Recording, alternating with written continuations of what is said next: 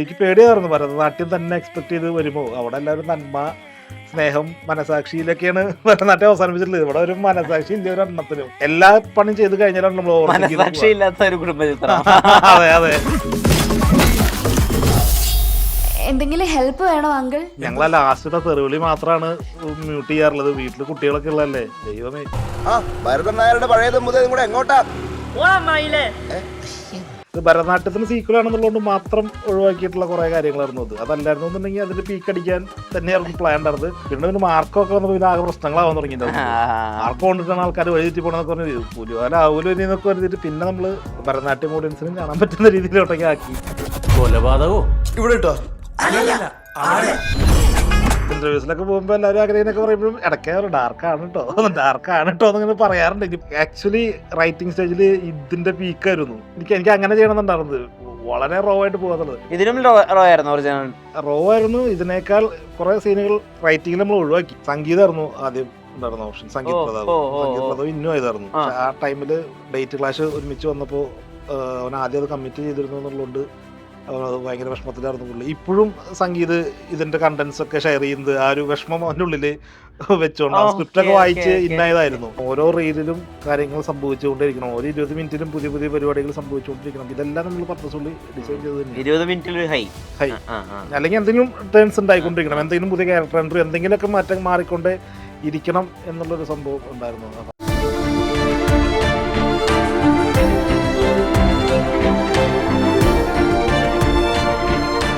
Own your pride. Pride Diamond Collections by Joya Lucas, world's favorite jeweler. Ayurveda മർമ്മ ചികിത്സയുടെ അവസാന വാക്ക്. Ortho neuro രോഗ ചികിത്സയിൽ വർഷങ്ങളുടെ പാരമ്പര്യം. Edamanassery spine hospital private limited, Coimbatore. Dark comedy done right, അങ്ങനെയാണ് തോന്നുന്നത്. മോഹിനിയാട്ടം എന്ന സിനിമ ഒരു നിറഞ്ഞ സദസ്സിൽ കയ്യടികളോടുകൂടി തിയേറ്ററിൽ നിന്ന് കണ്ടിറങ്ങി വന്നതിന് ശേഷം ഭരതനാട്യം എന്ന സിനിമയുടെ 2ാം ഭാഗം മോഹിനിയാട്ടം വലിയ വിജയത്തിലേക്ക്, ഒരു സൂപ്പർ ഹിറ്റിലേക്ക് നീങ്ങുമ്പോൾ സിനിമയുടെ സംവിധായകൻ കൃഷ്ണദാസ് മുരളി ചേരുന്നു. നമസ്കാരം. നമസ്കാരം. കൺഗ്രാചുലേഷൻസ്. ആദ്യം ഭരതനാട്യം ഇറങ്ങിയ സമയത്ത് ഒരു വിമർശനം ഉണ്ടായിരുന്നു, ഇതിൽ അത്ര തമാശയില്ല. തമാശയാണ് പ്രതീക്ഷിച്ചത്, പക്ഷെ അത്ര തമാശ കിട്ടിയില്ല എന്നുള്ളത്. എവിടെയും തമാശ പെടാൻ അവകാശപ്പെട്ടിട്ടുണ്ടായിരുന്നില്ല ടീമിന്റെ ഭാഗത്തുനിന്ന്, പക്ഷെ അങ്ങനെ ഒരു വിമർശനം ഉണ്ടായിരുന്നു. അപ്പൊ അതങ്ങ് നികത്തിയേക്കാം, അങ്ങനെ ഒരു ശ്രമം ഉണ്ടായിരുന്നു. തീർച്ചയായിട്ടും ഉണ്ടായിരുന്നു. അപ്പൊ നമ്മള് ആ ഭരതനാട്യം എന്തുകൊണ്ട് തിയേറ്ററിൽ പാളി എന്നുള്ള ഒരു അനാലിസിസ് നമ്മളായിട്ട് നടത്തും. പലരും പലതും പറയുന്നുണ്ടാവും. അപ്പൊ അതിൽ നമുക്കും ശരിയെന്ന് തോന്നുന്ന കാര്യങ്ങളുണ്ടാവുമല്ലോ, അല്ലെങ്കിൽ നമുക്ക് ഇമ്പ്രൂവ് ചെയ്യാൻ പറ്റുന്ന കാര്യങ്ങൾ എന്ന് പറയുന്നത്. ഇപ്പൊ ഈ അന്ന് തിയേറ്ററിൽ പരാജയപ്പെടാൻ വേറെയും എക്സ്റ്റേണൽ ഫാക്ടേഴ്സ് ഉണ്ട്. അത് നമുക്കൊന്നും ചെയ്യാൻ പറ്റില്ല. അതുകൊണ്ടാണ് അത് പാളിയതെന്ന് പറഞ്ഞിരുന്നത് നമുക്ക് മെച്ചമുണ്ടാവില്ല മുന്നോട്ട് പോകുമ്പോൾ. അപ്പൊ സ്ക്രിപ്റ്റ് പരമായിട്ട് നമ്മൾ എന്താണ് ഇനി നെക്സ്റ്റ് ചെയ്യേണ്ടത്, പ്രത്യേകിച്ച് ആ പടത്തിന്റെ സീക്വലാണ് ചെയ്യുന്നത്. അപ്പം അവിടെ പാളിയത് വീണ്ടും റിപ്പീറ്റ് ചെയ്ത് മാർക്കത് ഒരു വട്ടം പൊട്ടിച്ചു കൊടുത്ത് പോരെ, വീണ്ടും അതേപോലെ തന്നെ വന്നോന്ന് ചോദിക്കും. അപ്പോൾ അതുകൊണ്ട് നമുക്കത് മനസ്സിലായിട്ടുള്ള കുറച്ച് കാര്യങ്ങളായിരുന്നു. പടത്തിലോട്ട് ഇന്നാവാൻ കുറച്ച് സമയമെടുത്തിരുന്നു എന്നുള്ളത്. അപ്പോൾ അത് ക്ലിയർ ചെയ്യാൻ ശ്രമിച്ചിട്ടുണ്ട് ഇതിന് പരിധിവരെ. പിന്നെ തമാശകൾ കുറവായിരുന്നു. അത് നമ്മൾ ഈ പറഞ്ഞ പോലെ ഞാനായിട്ട് എവിടെയും അവകാശപ്പെട്ടിട്ടുണ്ടായിരുന്നില്ല അതൊരു കോമഡി പടം എന്നുള്ള പോലെ. കോമഡി ഫ്ലേവറിലുള്ളൊരു പടം എന്നുള്ളത്, വളരെ ലൈറ്റ് ഹാർട്ടഡ് ആയിട്ടുള്ള അങ്ങനത്തെ ഒരു ഫ്ലേവറിലുള്ള പടം എന്ന ഉദ്ദേശിച്ചിട്ടുണ്ടായിരുന്നുള്ളൂ. പക്ഷെ എന്നാൽ കോമഡി ആളുകൾ എക്സ്പെക്ട് ചെയ്തിരുന്നു എന്നുള്ളതുണ്ടായിരുന്നു. അപ്പോൾ അത് നമ്മളിതിൽ ഫുൾഫിൽ ചെയ്യാൻ ശ്രമിച്ചിട്ടുണ്ട്. പിന്നെ ഒരുപാട് ഇവൻറ്റ്സ് ഉണ്ടായിരുന്നില്ല. ഒരു ചെറിയ വീടിനകത്തുള്ള കുഞ്ഞു സംഭവത്തിന് ചുറ്റിപ്പറ്റി നടക്കുന്ന കാര്യങ്ങൾ നടന്നു. അപ്പോൾ ഇവിടെ നമ്മൾ ഇവൻറ്റ് ഫുൾ ആക്കണം. ഓരോ റീലിലും കാര്യങ്ങൾ സംഭവിച്ചുകൊണ്ടിരിക്കണം. ഓരോ 20 മിനിറ്റിലും പുതിയ പുതിയ പരിപാടികൾ സംഭവിച്ചുകൊണ്ടിരിക്കണം. ഇതെല്ലാം നമ്മൾ പർപ്പസ്ഫുള്ളി ഡിസൈൻ ചെയ്ത് തന്നെയാണ്. 20 മിനിറ്റിൽ ഹൈ അല്ലെങ്കിൽ എന്തെങ്കിലും ടേൺസ് ഉണ്ടായിക്കൊണ്ടിരിക്കണം, എന്തെങ്കിലും പുതിയ ക്യാരക്ടർ എൻട്രി, എന്തെങ്കിലുമൊക്കെ മാറ്റം മാറിക്കൊണ്ടേ ഇരിക്കണം എന്നുള്ളൊരു സംഭവം ഉണ്ടായിരുന്നു. അപ്പോൾ അതെല്ലാം നമ്മൾ പർപ്പസ്ഫുള്ളി ഡിസൈൻ ചെയ്ത് തന്നെയായിരുന്നു റൈറ്റിംഗ് തന്നെ. ഇപ്പൊ പ്രേക്ഷകരുടെ ആദ്യ പ്രതികരണം, അല്ലെങ്കിൽ കൂടെയുള്ള ആളുകളുടെ ആദ്യ പ്രതികരണം എന്താണ്? എനിക്ക് തോന്നുന്നു ഇനീഷ്യലി തരുൺമൂർത്തി ഒരു പോസ്റ്റ് ഇട്ടപ്പോൾ തന്നെ ഇനീഷ്യലി ഭയങ്കര ഒരു എക്സ്പെക്ടേഷൻ വന്നു കഴിഞ്ഞിരുന്നു. ഇപ്പൊ എന്തൊക്കെയാ വരുന്ന പ്രതികരണങ്ങൾ? വളരെ ഹാപ്പിയാണ്. കാരണം ഇപ്പോൾ നമ്മൾ എന്താണോ ആഗ്രഹിച്ച് ഇത് ചെയ്തത് അതിന്റെ റിവ്യൂസ് എല്ലാം വരുന്നത് അതിനനുസരിച്ച് തന്നെയാണ്. അപ്പോൾ അതിൽ വളരെ ഹാപ്പിയാണ് ആ കാര്യത്തിൽ. എന്തായാലും ചെയ്ത് വെച്ചത് വെറുതെ പോയില്ല എന്നുള്ളൊരു കാര്യമുണ്ടല്ലോ. ഈ ഭരതനാട്യം ആദ്യ ആലോചനയിൽ അതൊരു ഡാർക്ക് ഹ്യൂമർ സിനിമയായിരുന്നല്ലോ, പിന്നെ കുറച്ചുകൂടി ഫാമിലി സെന്റിമെന്റ്സിലേക്കൊക്കെ അത് വരുന്നത്. അപ്പൊ അവിടെ ചെയ്തു വെക്കാൻ പറ്റാതിരുന്ന കുറെ കാര്യങ്ങൾ എടുത്ത് ഇവിടെ വെച്ച് ചെയ്തു, അങ്ങനെയാണോ? അല്ല, പറ്റാതിരുന്നത് പറഞ്ഞു കഴിഞ്ഞാൽ അവിടെ ഒരു ജോണർ അങ്ങനത്തെ എക്സ്പ്ലോർ ചെയ്യണമെന്നുണ്ടായിരുന്നു. പക്ഷെ അതവിടെ വിട്ട് നമ്മളത് ഫാമിലി ഫീൽ ഗുഡ് എന്നുള്ള ഉള്ളിലേക്ക് നമ്മൾ മാറ്റിയായിരുന്നു. പക്ഷെ ഇവിടെ അപ്പോൾ അത് ആ ജോണർ എക്സ്പ്ലോർ ചെയ്യാൻ പരമാവധി നോക്കിയിട്ടുണ്ട്. അത് അരോചകമാവാത്ത രീതിയിലാവും വേണം. ടുവേർഡ്സ് ക്ലൈമാക്സിലൊക്കെ എത്തും പറയാം. അതൊരു പേടിയുണ്ടായിരുന്നു നമുക്ക്. ഇതിപ്പോ എന്താവും ആളുകളെ കാണിപ്പിക്കുമ്പോൾ നമുക്ക് ഇത്രയൊക്കെ വേണമായിരുന്നോ എന്നൊക്കെ തോന്നിയാലോ എന്നുള്ളത്. പക്ഷെ അതാർക്കും പ്രശ്നമായിട്ട് തോന്നിയില്ല. അവരെല്ലാവരും വളരെ ഹാപ്പി ആയിട്ടാണ് അത് കണ്ടിരുന്നത്. ഇപ്പൊ ഇതിനകത്തെ ഈ മതം, ക്ഷേത്രം ഒക്കെ ബന്ധപ്പെട്ടുള്ള ഒരുപാട് ഇവന്റ്സ് ഉണ്ടല്ലോ. അതിലത് സിനിമ പറയാനേ പറ്റില്ല. ഇപ്പൊ PK-ക്കൊക്കെ സംഭവിച്ചൊരു അവസ്ഥ സംഭവിച്ചാൽ മലയാളത്തിൽ ഒരു വലിയ സൂപ്പർ സ്റ്റാറാണ് ഈ സിനിമ ചെയ്യുന്നതെങ്കിൽ, അതായത് ബിഗ് എം.എസ്. പൃഥ്വിരാജ് ഒക്കെ ചെയ്യുകയാണെങ്കിൽ വലിയ വിവാദങ്ങളിലേക്ക് ചിലപ്പോൾ ഈ സിനിമ പോയേനെ. അതൊരു ലാഭമായി സഹിച്ചേട്ടനായതുകൊണ്ട് അങ്ങനെ തോന്നുന്നുണ്ടോ? അല്ല അത് ഉണ്ട്. കാരണം നമുക്ക് ഇവിടെ ഒരു ഫ്രീഡം ഉണ്ട്. എന്തും ഇപ്പൊ ഈ പറഞ്ഞ ഡാർക്ക് കോമഡി പോലും നമുക്കൊരു എക്സ്റ്റെന്റ് വരെ എത്തിക്കാനൊക്കെ പറ്റിയത് മേ ബി ഈ ഒരു ഫ്രീഡമോട് ഉള്ളതുകൊണ്ടാണ്. കുറെ കൂടിയും വലിയ ആളുകളോട്ടൊക്കെ എത്തുമ്പോൾ ഇതിന്റെ വിസിബിലിറ്റി കൂടുന്നു എന്നുള്ളത്, പ്രശ്നങ്ങളും കൂടും, പ്രഷറും കൂടും, എല്ലാം നമുക്ക്.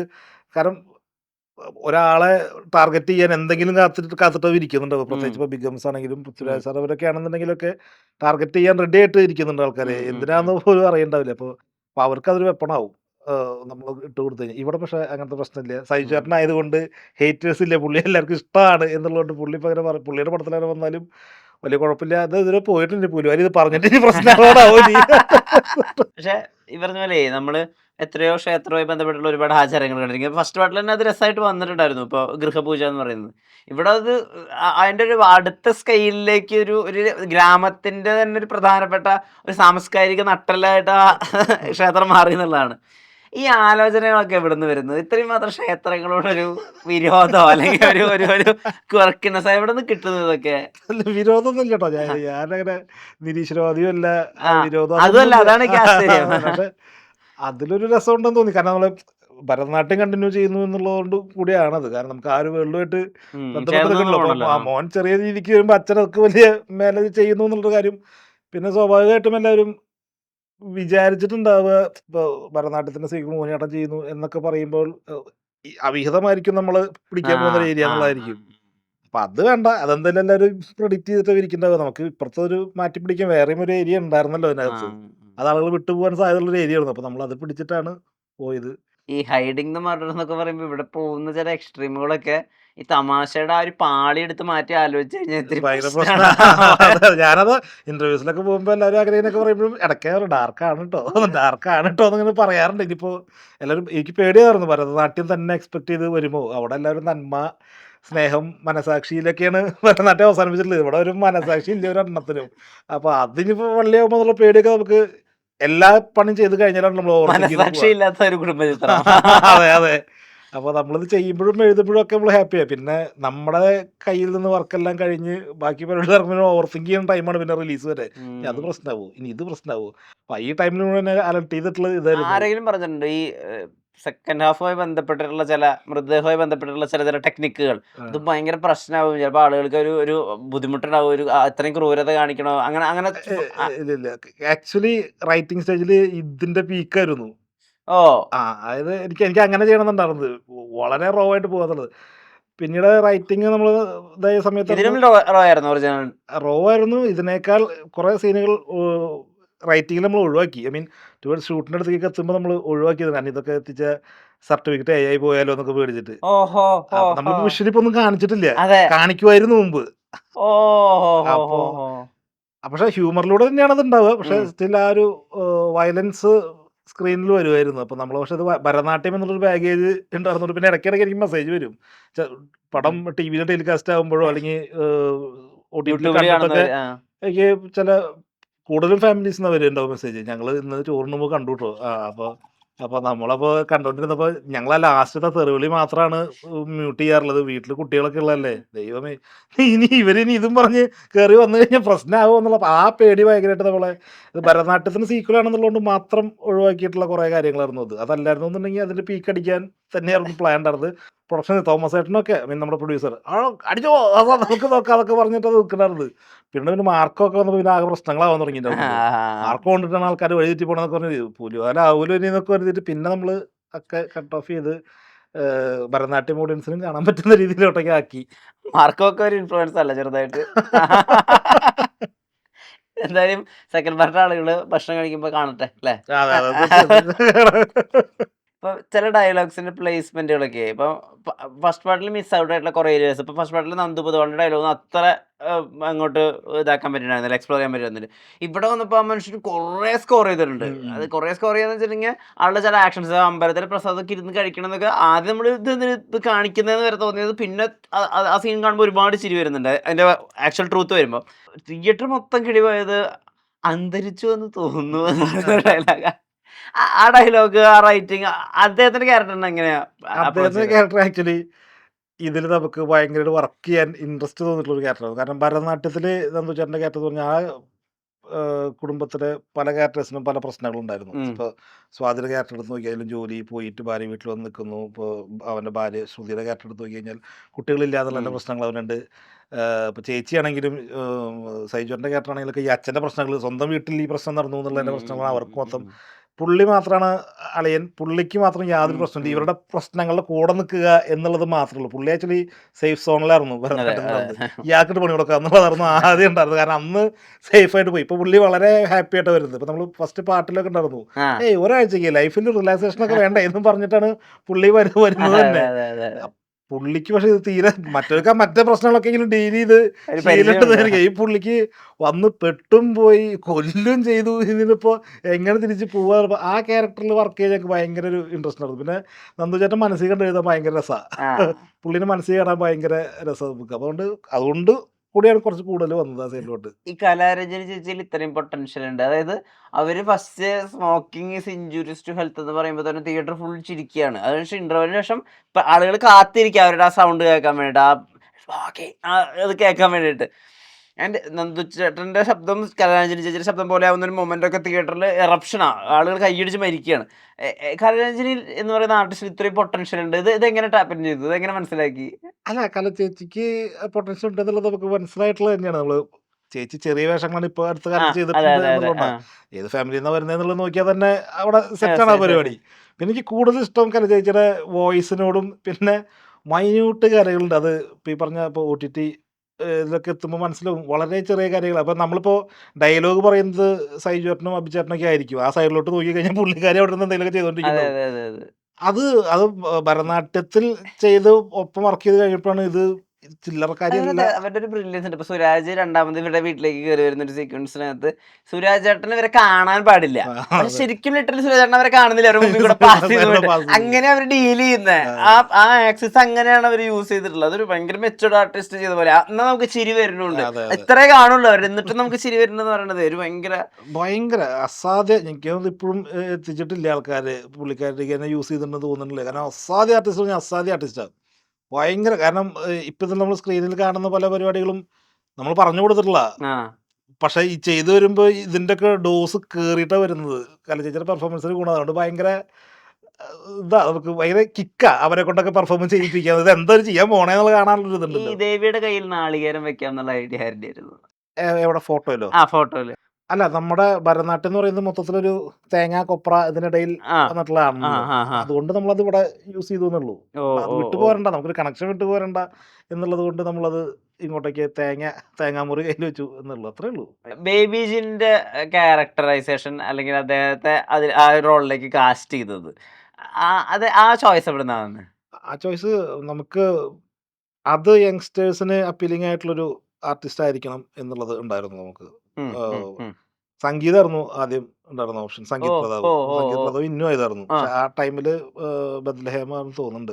ഐ മീൻ ഡേറ്റ് ക്ലാഷ് ഒരുമിച്ച് വന്നപ്പോൾ അവൻ ആദ്യം അത് കമ്മിറ്റ് ചെയ്തിരുന്നു എന്നുള്ളതുകൊണ്ട് അവനത് ഭയങ്കര വിഷമത്തിലായിരുന്നു പുള്ളി. ഇപ്പോഴും സംഗീത് ഇതിൻ്റെ കണ്ടൻസ് ഒക്കെ ഷെയർ ചെയ്യുന്നത് ആ ഒരു വിഷമം അവൻ്റെ ഉള്ളിൽ വെച്ചുകൊണ്ട് ആ ഓക്കെ സ്ക്രിപ്റ്റൊക്കെ ഓക്കെ വായിച്ച് ഓക്കെ ഓക്കെ. ഇന്നായതായിരുന്നു. ആ പിന്നെ ആ ക്ലാഷ് വന്നപ്പോഴായിരുന്നു സംഗീത് പ്രതാപ് മാറിയത്. അപ്പോൾ പിന്നെ ഇവിടെ ഈ സീരിയസ് സ്വഭാവ നോട്ടങ്ങളൊക്കെ ഉണ്ടായിരുന്നു ആ അതെ ക്യാരക്ടറിന്. അതെ, സംഗീതനുണ്ടല്ലോ അങ്ങനെ ഒരു കണ്ണ്. ആ ആ, ആ ആ, ആ. അപ്പോൾ അപ്പോൾ നെക്സ്റ്റ് ഓപ്ഷൻ എന്നുള്ള രീതിയിൽ അപ്പോഴും നമുക്കപ്പോൾ യങ്സ്റ്റേഴ്സിനെ പിടിക്കുന്ന അപ്പോൾ അങ്ങനെയായിരുന്നു. പിന്നെ അങ്ങനെ ആലോചന പോയി പിന്നെ ഒന്ന് ബേബിയെ മനസ്സിൽ വന്നത്. ബേബി ഇപ്പോൾ ജിംഖാനയിൽ അഭിനയിച്ചിട്ടുണ്ട്, ഉം, കൂട്ടത്തിലുള്ള ഒരാളാണ് സ്റ്റിൽ. എന്നാലും ബേബി വന്നാലും, ഉം. കാരണം നമ്മുടെ വേൾഡിൽ അവനെന്ത് ജോലി എന്നുള്ളത് ആൾക്കാർ ചിന്തിക്കും. അതെ ഇവനെ അതെ അതെ. ആ പടത്തിൽ കാരണം ഒരു ബന്ധമില്ലാത്തതാണ്. ഉം, ബേബി ഉം, ഉം. ജീൻ്റെ ഒരു പ്രൊഫൈൽ എന്താണെന്നുള്ളത് അറിയാം, നമ്മുടെ പടം എന്താണെന്നുള്ളത് അറിയാം. അപ്പോൾ അതിലൊരു ക്യൂരിയോസിറ്റി വർക്ക് ചെയ്യാൻ പറ്റുന്നതാണല്ലോ എന്നുള്ളതുകൊണ്ടായിരുന്നു ബേബിയുടെ അടുത്ത് പോയതും ഉം, ബേബിയുടെ അടുത്ത് കഥ ഉം, പറഞ്ഞതും. ഉം, ഉം. എനിക്ക് തോന്നിയത് ആക്ച്വലി നമ്മൾ പ്രൊഡക്ഷനിൽ സംസാരിച്ച് പോയി പറയുന്നു എന്ന് മാത്രം. പക്ഷേ എനിക്കൊരു 50-50 ആയിരുന്നു. കാരണം അവൻ പിടിക്കാൻ കാരണം അവൻ്റെ പ്രൊഫൈൽ അവൻ കീപ്പ് ചെയ്ത് പോകുന്നത് വേറൊരു തരത്തിലാണ്. അതെ അതെ അതെ അതെ അപ്പൊ വളരെ അവിടെ സ്റ്റൈലിഷ് അതെ അതെ അതെ ഒരു ഇന്റർനാഷണൽ പരിപാടി പിടിച്ചിട്ടാണ് പോകുന്നത്. ബ്ലാക്ക് ആൻഡ് വൈറ്റ് ഫോട്ടോയും പരിപാടി കാര്യങ്ങളൊക്കെ ആയിട്ട് ഇപ്പം പറ്റമുടിയൊക്കെ വെട്ടി. അപ്പോ നമ്മള് മുണ്ടും ഷർട്ടൊക്കെ എടുത്തിട്ട് സുഭാഷ് എന്ന് പറഞ്ഞു കഴിഞ്ഞാൽ ഇവരെ ഞാൻ ബിൽഡ് ചെയ്ത് കൊടുന്ന് മുഴുവൻ കൊളാക്കും എന്ന് വിചാരിച്ച് വിടുന്ന വിചാരിച്ചത്. സ്റ്റിൽ നമുക്ക് പോയി പറയണല്ലോ. പക്ഷേ ഈ എന്താ പറയാ ഇന്റർവെല്ലൊക്കെ തൊട്ട് മുമ്പൊക്കെ വന്നിട്ടേ മറ്റേ സുല്ല് എന്നൊക്കെ പറയുന്നിടത്ത് പെട്ടെന്ന് നമുക്കറിയാതെ കായ് ഓർമ്മ വരും. ആ ബേസ് അതുപോലെ അതെ ഉണ്ടല്ലോ അതെ അതെ ശബ്ദത്തിന്.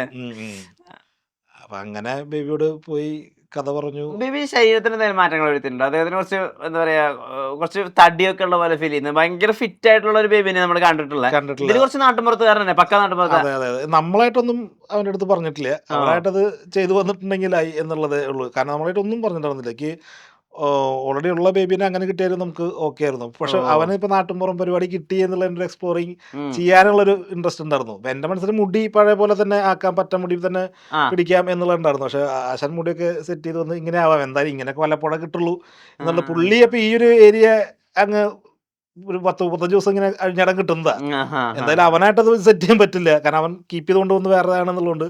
അപ്പം അതുകൊണ്ട് മുടിയൊക്കെ വളർത്തി ലുക്ക് മീശയൊക്കെ ചെറിയ പൊടി മീശയൊക്കെ വെച്ച് മറ്റേ മറ്റേ കള്ളിമുണ്ടും ബനിയനൊക്കെ ഇട്ട് അവിടെ അങ്ങനെ ചുറ്റി നടക്കണ്ടായിരുന്നു.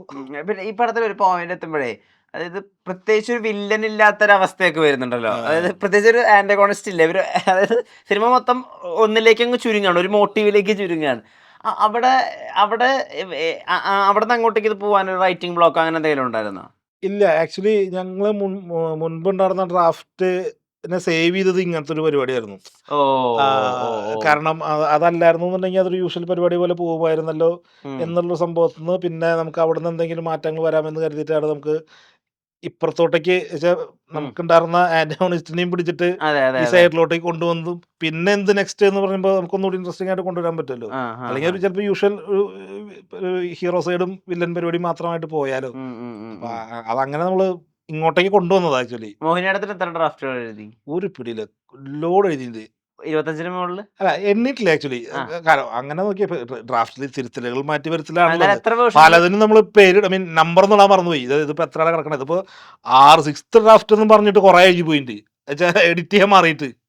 അപ്പോൾ 10-ൽ കൂടുതൽ എഴുതിയില്ല എന്തായാലും. ഉറപ്പായിട്ടും അത് ഡെഫിനറ്റ് എഴുതിയിട്ടുണ്ട്. പക്ഷെ എത്രയിലാണ് ഇത് വന്ന് നിന്നതെന്നുള്ളത് ഞാൻ നോക്കിയിട്ടില്ല. അത് പലതിലും എണ്ണം തെറ്റിയിട്ടുണ്ടെന്ന് പറഞ്ഞൊരു കാര്യമുണ്ടല്ലോ. കാരണം നമ്മളിത് എഴുതും, ഞാനും വിഷ്ണു കൂടിയിട്ടാണ് ആ ഇരിക്കാറുള്ളത്. വിഷ്ണു ആ പ്രദീപ് ഉണ്ട്.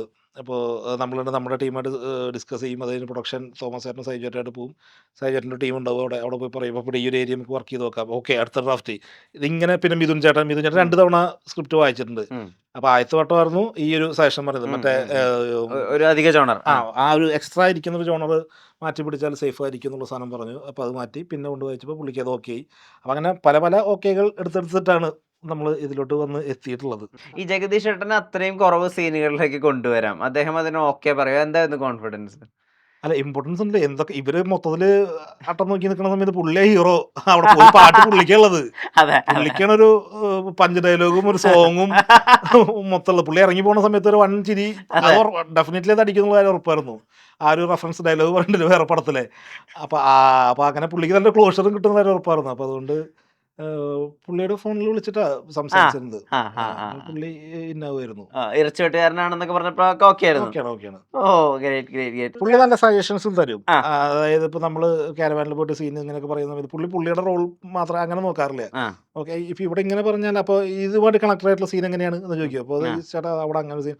അപ്പോൾ ഇവിടെ ഇങ്ങനെ പറയാം. അപ്പോൾ മൊത്തം ടോട്ടാലിറ്റി നോക്കിയിട്ട് പുള്ളി സജഷൻ തരും. ചിലര് ഞാനിങ്ങനെ പറഞ്ഞാൽ ഉം. നന്നാവില്ലേ, ഞാനപ്പോൾ ഞാൻ എന്നുള്ളൊരു സാധനം പലർക്കും ഉണ്ടാവാറുണ്ട്. Okay okay okay. ജഗദീശന്റെ കാര്യം പറയല്ലോ, ഓപ്പോസിറ്റ് ആളുടെ കാര്യവും പറയുന്നുണ്ട്. പുള്ളി ടോട്ടാലിറ്റി നോക്കിയിട്ട് സജഷൻസ് ഒക്കെ തരും. അത് ഭയങ്കര രസമുള്ള പരിപാടിയായിട്ട് തോന്നി. ഈ അപ്പൊ അദ്ദേഹം ഈ സിനിമയുടെ അകത്ത് ഇന്നായതിനു ശേഷം ബാക്കിയുള്ള ക്യാരക്ടേഴ്സ് ഒക്കെ ഉണ്ടാക്കുന്ന കെമിസ്ട്രി, ഇപ്പൊ കലരഞ്ജലി ചെക്കിയുടെ സൂപ്പർ മാർക്കറ്റിലെ സീനൊക്കെ തിയേറ്ററിൽ ഭയങ്കര ചിരിയായിരുന്നു. അപ്പം അങ്ങനത്തെ മൊമെന്റ്സ് ഒക്കെ അവര് വന്നിട്ട് ഇംപ്രോവൈസ് ചെയ്തതാണോ അല്ല അതൊക്കെ സ്ക്രിപ്റ്റിലുണ്ട്? എല്ലാം സ്ക്രിപ്റ്റിലുണ്ട്. സ്ക്രിപ്റ്റിലുണ്ടല്ലോ. Okay okay okay okay. ഈ VM വിനു സ്റ്റോറി വേൾഡിനോട് എന്താണ് ഇത്ര ഇഷ്ടം, എന്താണ് അതിനോട് ഇത്ര താല്പര്യം? അയ്യോ അത് അങ്ങനെ ആയി പോയതാ. ഞാൻ എന്റെ VM വിനു സാറിന് സ്റ്റോറി വേൾഡിലോട്ട് കയറാൻ നോക്കുന്നില്ല. ഇത് അദ്ദേഹം കണ്ടാൽ പോലും കുറെ ഇരുന്ന് ചിരിക്കും സീരിയസ്ലി. അതായത് ഇപ്പൊ ആദ്യത്തെ കഥ ഞാനിത് പറഞ്ഞിട്ടുണ്ട്. അപ്പൊ ഇഷ്ടമായിട്ട് എഴുതുന്ന സമയത്ത് കേട്ടാ ഞാൻ പുള്ളിയെ ടാർഗറ്റ് ചെയ്യണമെന്ന് ഇവൻ എന്നെ വിറ്റ് ജീവിക്കാൻ വർക്കാണോ വിചാരിക്കും. ഞാനത് ആലോചിച്ചിരുന്നത് വള്ളി വരുമോ എന്നുള്ളത്. അങ്ങനെ പുള്ളിയെ ടാർഗറ്റ് ചെയ്യാൻ ഉദ്ദേശിച്ചിട്ടില്ല കേട്ടോ. ഇപ്പൊ അതെല്ലാം ഇഷ്ടപ്പെട്ട പടങ്ങളാണ്. ഓടിയ പടങ്ങൾ, ബാലേട്ടനും വേഷമൊക്കെ നമുക്ക് ഒരുപാട് ഇഷ്ടപ്പെട്ട പടങ്ങളാണ്. അത് മനസ്സിൽ കിടക്കുന്നതുകൊണ്ടാണ് നമ്മളെടുത്ത് യൂസ് ചെയ്യുന്നത്, വേറെ തരത്തിൽ യൂസ് ചെയ്യുന്നത് മാത്രം. അതല്ലാതെ എമ്മിന് വേൾഡിലോട്ട് കയറാനുള്ള ഉദ്ദേശമല്ല. അവിടെ ഇപ്പൊ ഒരു പ്രധാനപ്പെട്ട ഏരിയയിൽ ട്രാപ്പ് എന്ന് പറയുന്ന സ്ഥലത്താണല്ലോ ഈ വേഷം ഡയലോഗ് വരുന്നത്, താനൂരിലെ ചക്ക. അത് അവിടെ പ്ലേസ് ചെയ്താൽ ഓക്കെ ആയിരിക്കും. അത് ആരുടെ സജഷൻ ആയിരുന്നു? എത്ര നേരം എടുത്തു ആ ഐഡിയ വരാൻ വേണ്ടിയിട്ട്? അല്ല, അത് പെട്ടെന്ന് കിട്ടുന്നതാണല്ലോ. വെച്ചാൽ അവിടെ ഒരു ബന്ധു തന്നെ എന്തെങ്കിലും പറഞ്ഞാൽ ഊരി പോണം. അങ്ങനെയായിരുന്നു. അതെ, ഇവര് തമ്മിൽ ചോദ്യങ്ങൾ ചോദിക്കുന്നു, മറുപടി പറയുന്നു, അവിടുന്ന് അയാൾ ഊരി പോണം. അപ്പൊ ഇപ്പുറത്ത് നിൽക്കുന്ന പോലീസ് വിനയചേട്ടന്റെ ക്യാരക്ടർ അങ്ങനെ നമ്മൾ സെറ്റ് ചെയ്തിട്ടുണ്ട് എന്നുള്ളതുകൊണ്ട് പുള്ളിയുടെ അടുത്ത് പറയാൻ പറ്റുന്നത് ഇങ്ങനെയായിരിക്കും എന്ന് വെച്ചാൽ ആൾക്ക് മനസ്സിലായില്ലെങ്കിലും കുഴപ്പമൊന്നുമില്ല. പക്ഷെ എന്തോ കാര്യമായിട്ട് പറഞ്ഞെന്ന് ചുറ്റുള്ളവർക്കും അയാൾക്ക് തോന്നുകയും വേണം. അപ്പോഴെനിക്ക് തോന്നിയിട്ടുണ്ടായിരുന്നു, പണ്ട് ഈ ഡയലോഗ് കേൾക്കുമ്പോഴും പലപ്പോഴും നമുക്ക് തോന്നാറുണ്ടല്ലോ, ഇപ്പൊ എന്താ പറഞ്ഞപ്പോ ഇത് മനസ്സിലായി എന്നും പറയാൻ പറ്റില്ല, മനസ്സിലായില്ലെന്നും പറയാൻ പറ്റില്ല. അപ്പൊ നമ്മളങ്ങ് ആ സീനിന്ന് നമ്മൾ രക്ഷപ്പെടുക എന്നുള്ളതാണല്ലോ. ഓക്കെ, അപ്പൊ എനിക്ക് മനസ്സിലായില്ല എന്നാലും വിട്ടോ പറയുന്നത് ആ കാര്യം അതാ. അപ്പൊ അങ്ങനെ അത് മണ്ടല് കത്തിയത്. ആദ്യം പറ്റിച്ച ആളുകളെ വെച്ച് നോക്കുമ്പോ ഇപ്പൊ പറ്റിക്കപ്പെട്ട ആളുകളുടെ എണ്ണം ഒരുപാട് കൂടുതലാണ്. അപ്പൊ ഈ ഇത്രയധികം ആളുകളെ കൺവിൻസ് ചെയ്യാൻ വേണ്ടി മാത്രം ഒരു സ്റ്റോറിയും ഉണ്ടല്ലോ, ഈ കുടുംബത്തിനും ബാക്കി എല്ലാവരെയും കൺവിൻസ് ചെയ്യാൻ പറ്റുന്ന സ്റ്റോറികൾ. ഈ സ്റ്റോറി കൃത്യമായിട്ട് ബിൽഡ് ചെയ്യാനും അതിലേക്ക് പുതിയ പുതിയ ക്യാരക്ടേഴ്സിനെ കൊണ്ടുവരുമ്പോഴും എന്തൊക്കെയാ ശ്രദ്ധിച്ചത്? എന്താ കൂടിപ്പോവരുത്, കുറഞ്ഞു പോകരുത് എന്ന് ശ്രദ്ധിച്ചത് എന്തൊക്കെയാ? അല്ല, നമ്മൾ മിനിമൽ ആയാൽ മതി എന്നുള്ളതുണ്ടായിരുന്നു. നമുക്ക് സെക്കൻഡ് പാർട്ട് ചെയ്യുകയാണ്, അപ്പൊ ഇതിനകത്ത് ഒരു സെക്കൻഡ് പാർട്ട് ചെയ്യാൻ അവസരം കിട്ടിയതുകൊണ്ട് നമുക്ക് കുറച്ച് കൂടുതൽ ആർട്ടിസ്റ്റുകളെ കയറ്റാം, അങ്ങനത്തെ യാതൊരു പ്ലാൻ ഉണ്ടായിരുന്നില്ല നമുക്ക്. സ്റ്റാർസിനെ ഡ്രോപ്പ് ചെയ്തതൊന്നും അതുകൊണ്ടൊന്നും അല്ല, ഒന്നുമില്ല. നമ്മളതാ പറഞ്ഞു, നമുക്ക് ഇങ്ങനെയാണ്. അപ്പൊ നമുക്ക് സെക്കൻഡ് പാർട്ട് ചെയ്യുമ്പോൾ അതിന്റെ കോൺഫ്ലിക്റ്റ്, ഈ അമ്പലപ്പരിപാടിയുടെ സംഭവം ഇങ്ങനെ വന്നാൽ നന്നായിരിക്കും. അപ്പോ അവിടെ ഭരതനായരുടെ സംഘം എന്ന് കാണിക്കാനായിട്ട് അവിടെ ഒരു 3 പേരെങ്കിലും വേണം എന്നുള്ളൊരു സംഭവം ഉണ്ടായിരുന്നു. 4 പേരെങ്കിലും വേണം എന്നുള്ളത്. അതിൽ പ്രധാനിയായിട്ട് ഒരാൾ നമുക്ക് വേണം എന്നുള്ള. അപ്പൊ കമ്മിറ്റി ആയതുകൊണ്ട് ഒരു 4 പേര് വേണമല്ലോ. അതായത് അപ്പുറത്തൊരു 4 പേരെ ഭരതനാട്യത്തിൽ വെച്ചിട്ടുണ്ടായിരുന്നത്, ഇവിടെ 4 പേര് തന്നെ നമ്മൾ വെച്ചിട്ടുള്ളത്. അതിലൊരു പ്രധാനി വേണം എന്നുള്ളതുകൊണ്ട് അപ്പൊ അതങ്ങനെ ആവശ്യം കൊണ്ട് വന്നിട്ടുള്ളതാണ്. പിന്നെ ഇവിടെയും ഒരു ഓപ്പോസിറ്റ് ഒരു പേടിക്കാൻ ഒരു സുഭാഷ് ഇവിടെയും വേണം. അപ്പൊ അങ്ങനെ നമുക്കിത് ആവശ്യമാണ് എന്നുള്ളതുകൊണ്ട് മാത്രമേ ക്യാരക്ടേഴ്സ് നമ്മൾ പിക്ക് ചെയ്ത് പോകുന്നില്ല. അതിന്റെ ക്യാരക്ടേഴ്സിനെ കൂട്ടാം, ആർട്ടിസ്റ്റുകളെ പിടിച്ചോണ്ട് വരാം എന്നുള്ള പ്ലാനൊന്നും അങ്ങനെ ഉണ്ടായിരുന്നില്ല. ഈ കുറെ വൺ ലൈനേഴ്സും തിയേറ്ററിൽ നന്നായിട്ട് വർക്ക് ചെയ്യുന്നുണ്ട്. ഇപ്പൊ ആള് കൂടിയ പാമ്പ് ചാവില്ല, ഇല്ല പാമ്പ് ചത്തു. പിന്നെ ഞാനിവിടെ ഫ്രീ ആയിട്ട് കിടക്കാൻ ഞാനിവിടെ പല്ലു എടുത്തിട്ടല്ല കിടക്കുന്നത്, കരൾ മാറ്റി വെച്ചിട്ടാണ് ഹോസ്പിറ്റലിലെ ക്യാരക്ടർ പറയുന്നത്. ഈ വൺ ലൈനേഴ്സ് ഒക്കെ സ്പോട്ടിൽ അങ്ങനെ തന്നെ ഓർഗാനിക്കലി വരുമോ? അങ്ങനെ ഇംപ്രവൈസ് ചെയ്ത് ആവശ്യമില്ല. ഇംപ്രവൈസ് ചെയ്ത് പെട്ടെന്ന് അക്സെപ്റ്റ് ചെയ്യാൻ ബുദ്ധിമുട്ടാണ്. കാരണം എനിക്ക് അങ്ങനത്തെ കുറച്ച് ഓസിരി പരിപാടികളുണ്ട്, നമ്മൾ തന്നെ സെറ്റ് ചെയ്ത് വെച്ചിട്ടുണ്ടാവും. അപ്പൊ അതിന്റെ ഇടയിലോട്ട് വേറെ ചിലതൊക്കെ ഭയങ്കരമായിട്ട് വർക്ക് ആവുകയാണെന്നുണ്ടെങ്കിൽ അത് വെക്കും. അതല്ലാതെ കുറെ ഒന്നും ഞാൻ അങ്ങനെ പിടിക്കാറില്ല, ആരും അങ്ങനെ ചോദിക്കാറുമില്ല. ഈ ഒന്നാം ഭാഗം ഈ പറഞ്ഞ പോലെ ആളുകൾ അതിന്റെ OTT റിലീസിന് ശേഷമാണ് വലിയ രീതിയിൽ സ്വീകരിക്കപ്പെട്ടത്. അപ്പൊ ഒന്നാം ഭാഗം കണ്ട ആളുകളും കുറച്ച് കുറവായിരുന്നല്ലോ. ഇനി ഇത് ഇപ്പൊ രണ്ടാം ഭാഗം എടുക്കുമ്പോൾ കഥ പൂർണ്ണമായിട്ട് മനസ്സിലാക്കാതെ ആളുകൾ വരുമോ, അങ്ങനത്തെ ടെൻഷൻസ് ഉണ്ടായിരുന്നു. 1. 2, ഇപ്പൊ എന്താ പറയാ വെച്ചാൽ അന്ന് കുറച്ച് എക്സ്റ്റേണൽ ഫാക്ടേഴ്സ് ആയിട്ടാണ് ഹേമ കമ്മിറ്റി, സിനിമാ സമരം, അങ്ങനത്തെ കുറെ കാര്യങ്ങളൊക്കെ ആയിരുന്നു. വയനാട് ഇഷ്യൂ അതൊക്കെയായിരുന്നു. ഇപ്പൊ വരുമ്പോ ഇവിടെ ഗ്യാസിന്റെ ഇഷ്യൂസ് ഉണ്ട്, യുദ്ധമുണ്ട്. അപ്പൊ ഇപ്പോൾ ടെൻഷൻ ലെവൽസ് ഉണ്ടായിരുന്നോ? തീർച്ചയായിട്ടും ഉണ്ട്. കാരണം അല്ല, നമുക്ക് വിദേശത്ത് പടം റിലീസാക്കാൻ പറ്റൂല എന്നുള്ള ടെൻഷൻ നമുക്ക് ഉണ്ടായിരുന്നില്ല. ഇവിടെ പലരും, കാരണം അവിടെ നിന്ന് ഒരുപാട് കളക്ഷൻ കിട്ടുന്നവരാ മാറ്റുന്നത്, നമുക്ക് വോട്ട് മാത്രമേ ഉള്ളൂ, അവിടെ പോയാലും കുഴപ്പമൊന്നുമില്ല എന്നുള്ളതുകൊണ്ട് റിലീസിന്റെ ടെൻഷൻ അല്ല ഉണ്ടായിരുന്നത്. പക്ഷെ എന്തെങ്കിലുമൊക്കെ ചുറ്റിപ്പറ്റി ഉണ്ടാവുമല്ലോ പ്രശ്നങ്ങൾ എന്ന് പറയുന്നൊരു പേടി നമുക്കുണ്ടായിരുന്നു. വിഷു, ക്ലാഷ്, അതെല്ലാം നമ്മൾ എക്സ്പെക്ട് ചെയ്തിരുന്നു. കാരണം നമ്മൾ എഴുതുന്ന സമയത്തേ പറഞ്ഞിരുന്നു അടുത്ത ഏപ്രിൽ 10 നമ്മുടെ പടം വിഷുവിന് റിലീസാക്കാം. കാരണം ഓഡിയൻസ്, ജനങ്ങൾ തിയേറ്ററിലോട്ടേക്ക് നോക്കുന്ന ടൈമിൽ നമ്മുടെ പടം വരുന്നതായിരിക്കും ബെറ്റർ ആവുക. അതല്ലാത്ത സമയത്ത് ഇറക്കിയപ്പോൾ ഒരു അനുഭവം നമുക്ക് ഉണ്ടായി, ഇങ്ങോട്ട് നോക്കിയില്ല എന്നുള്ളത്. പിന്നെ ഇത്തരം പ്രശ്നങ്ങളൊക്കെ കൂടെ വന്നു കഴിഞ്ഞാലും പ്രശ്നം. അപ്പോൾ ഒരു ഫെസ്റ്റിവൽ സീസൺ ആകുമ്പോൾ എന്തൊക്കെ പറഞ്ഞാൽ ആളുകളുടെ ഒരു നോട്ടം അങ്ങോട്ടേക്ക് വരുന്നുള്ളതുകൊണ്ട് നമ്മൾ വിഷുവിന് സിനിമ ഇറക്കുക എന്നുള്ളത് നമ്മൾ റൈറ്റിംഗ് തുടങ്ങിയ ടൈമിൽ തന്നെ നമ്മുടെ മനസ്സിലുണ്ടായിരുന്നു. അതിനനുസരിച്ച് തന്നെയാണ് നമ്മൾ ഷൂട്ടുമ്പോൾ ഇവിടെയൊക്കെ പ്ലാൻ ചെയ്ത് പോയിട്ടുണ്ടായിരുന്നത്. സ്റ്റിൽ ഇതൊക്കെ ഇപ്പൊ ഈ യുദ്ധത്തിന്റെ പ്രശ്നങ്ങൾ, കാര്യങ്ങൾ, അപ്പൊ എലക്ഷൻ തൊട്ട് തലേ ദിവസം 9-ാം തീയതിയാണ് കയറി വന്നത്. മീഡിയ ടെൻഷൻ അങ്ങോട്ട് പോകണം. ഫ്ലെക്സ് വെക്കാൻ പറ്റില്ല, ഹോർഡിങ്സ് വെക്കാൻ പറ്റില്ല, ചുമരുമ്പോൾ പോസ്റ്റർ ഒട്ടിച്ച് ഇവര് കയറ്റി ഒട്ടിക്കുക. അതപ്പോൾ നമുക്ക് ആ പോസ്റ്ററൊക്കെ ഒട്ടിക്കാനുള്ളൊരു ടൈമൊക്കെ നമ്മൾ ഒരുപാട് എടുത്തിട്ടുണ്ടായിരുന്നു. കാരണം ഇതിപ്പോൾ വെച്ചാലും പ്രശ്നമാണ്, കാരണം അത് കാണാൻ പറ്റില്ല, അതിന് മേലെ അവർ കയറ്റി ഒട്ടിക്കുന്നുള്ളതുകൊണ്ട്. അപ്പോൾ ആ പ്രശ്നങ്ങളൊക്കെ ഉണ്ട് നമുക്ക്. സ്റ്റിൽ എന്നിരുന്നാൽ പോലും ഒരു സമാധാനം, ഭരതനാട്യം എന്നുള്ളൊരു പ്ലാറ്റ്ഫോം അപ്പോഴേക്കും നമുക്ക് സെറ്റ് ആയിട്ടുണ്ടായിരുന്നു.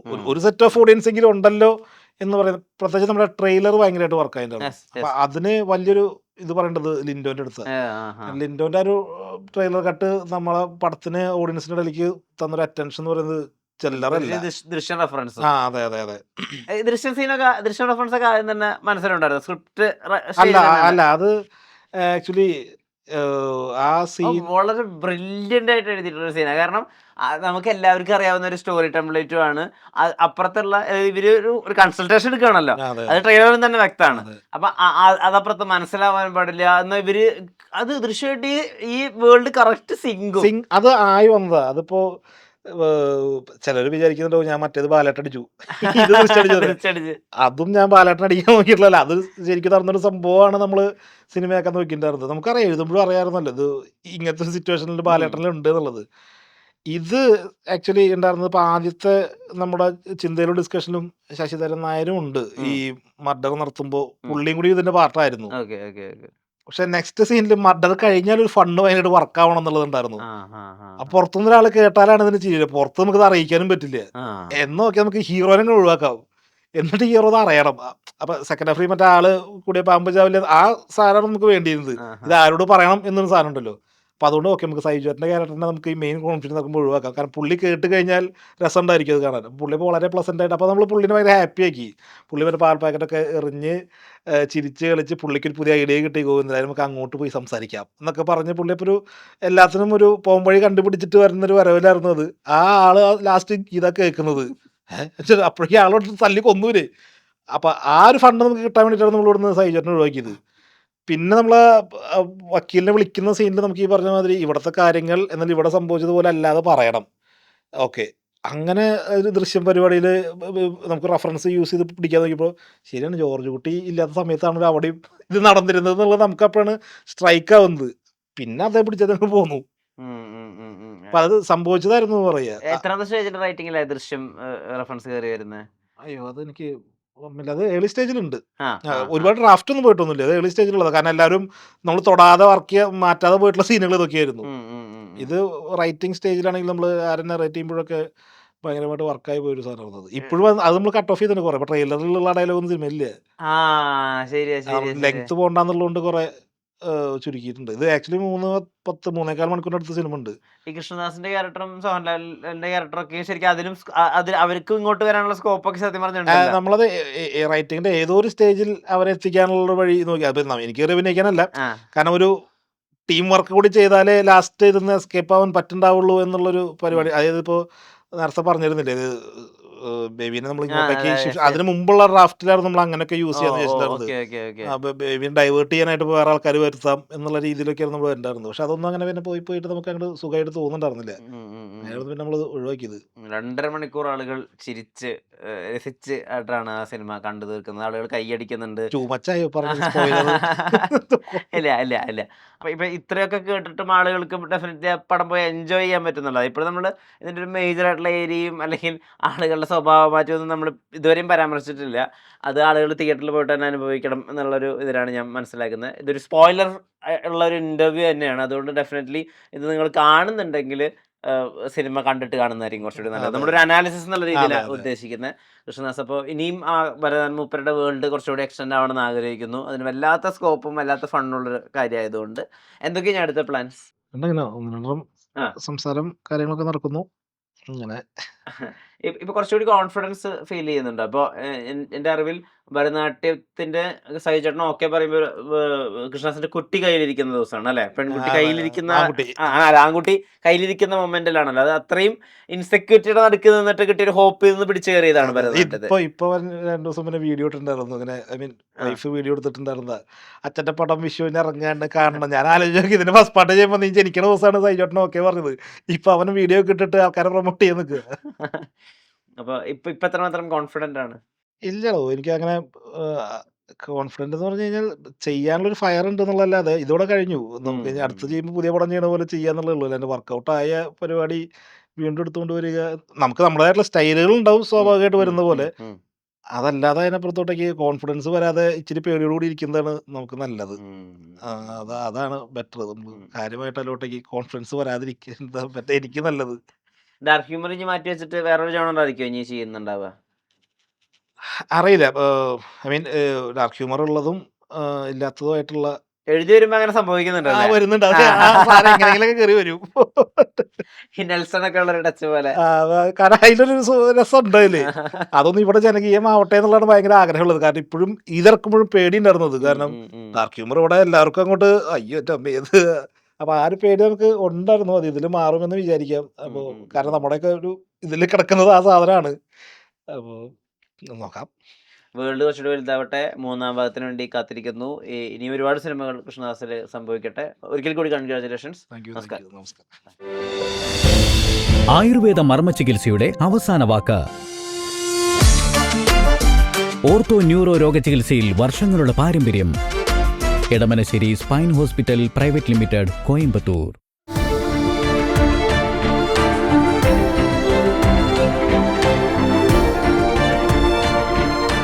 Own your pride. Pride Diamond Collections by Joya Lucas, world's favorite jeweler.